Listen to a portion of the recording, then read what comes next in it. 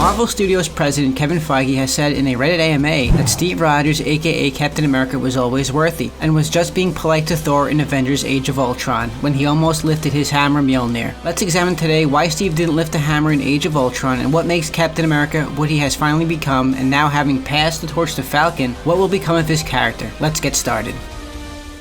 In the climactic battle of Avengers Endgame, Captain America shocked audiences by summoning Mjolnir during a fight with Thanos, thereby proving that he is worthy. Only he who is worthy can lift the hammer. Thor's father Odin told him, "I knew it," he said upon seeing Steve wield the hammer. This reaction was a direct callback to a scene in Age of Ultron in which the Avengers attempted to lift Mjolnir one by one. Only Steve managed to make it budge, much to Thor's concern. Feige, who conducted an Ask Me Anything on Reddit this week, was asked about Steve's worthiness by a fan. He said, "We think he was always worthy and was being polite in Age of Ultron." The theory was that he couldn't lift it. The reason why he couldn't lift it is because Cap was hiding the fact that Bucky killed Tony's parents. Some people thought that this was why he only barely moved the hammer rather than lifted it completely. But the reason why Steve was only able to move it slightly was because he was only slightly worthy, which is not how the hammer works. You're either worthy or you aren't. There really isn't any in-between gray area there. Captain America chose not to lift it in front of Thor to save him the embarrassment in front of the other Avengers. Audiences were glad that this was confirmed by the Russo brothers, and it makes perfect sense for it to play out this way because of the type of character Cap is. Of course, he was always worthy. He's Captain America. He's doing what is right and never backing down from a challenge. Even when he was the last man standing against Thanos and his entire army in Endgame, he still stood opposite him ready for battle, even though he knew he didn't stand a chance and things were looking ugly. That's who Steve Rogers is and always has been throughout not only the MCU but throughout comics. This is something hard to come by in any character in pop culture, and I'm glad that this is how his story comes to an end in the MCU. It is the perfect character arc for the perfect soldier. As you know by now, Falcon is taking over reins as the new Captain America going forward. Anthony Mackie originally learned that this would happen by having drinks with Steve Rogers actor Chris Evans before filming that pivotal scene. Knowing that Evans would step down from the role after Endgame, several fans had already assumed that the shield would go to Bucky Barnes, aka the Winter Soldier. But even Bucky's actor Sebastian Stan was never sure that might happen. In the end, Sam was the man deemed worthy to carry on the tradition of Captain America. In the comics, Falcon only holds the name of Captain America for a short time and passes the role to Bucky. Will it be the case in the MCU? Only time will tell.